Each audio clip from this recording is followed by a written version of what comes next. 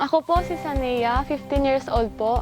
Sponsor child po ako ng World Vision. Ako po isang child leader at president po ng Barangay Children's Association sa aming barangay.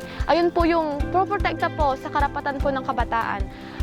Pag kunwari po may naaabuso po ganyan, magsusumbong po sa amin at para po ma-report po namin sa aming captain. Tumutulong din po kami or nag-a-assist sa mga activities po na ginagawa po para sa mga kabataan. Ako po ay isang volunteer member ng Go Bike. Ang ginagawa po namin sa Go Bike is di lang po actually pagtulong sa mga bata, kundi po sa matatanda at sa ating kalikasan po. Hi mga bata! Ako si Ate Sanea. Ako si Kuya Renz. At tuturuan namin kayo magbilang.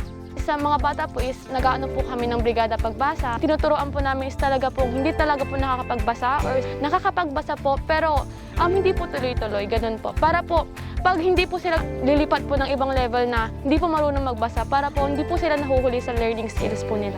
Na-inspire po ako ng mga kapwa ko po kabataan sa aming barangay po. Naisipan ko po mag-volunteer para instead of walang magawa, is makatulong pa po kami sa kapwa. Nakakatulong po ang World Vision sa akin, lalo na po sa aking pag-aaral. Mula po LM, nabibigyan na po ako ng school supplies hanggang ngayon po na high school po ako. Nakakatulong din po ang World Vision sa aking pagiging child leader kasi po nagpapaano rin po sila ng mga seminars.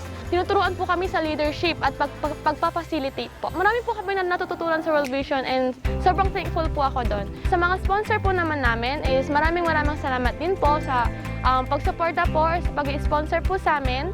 Sobrang natutulungan po kami nun sa pagbibigay po ng school supplies, sa mga trainings po na natututo po kami. Ang wish ko po ay sana tuloy-tuloy po ang pagtulong, pagsuporta sa aming mga kabataang babae. Parang matulungan po kami sa aming pangarap sa buhay at makamit po yun someday.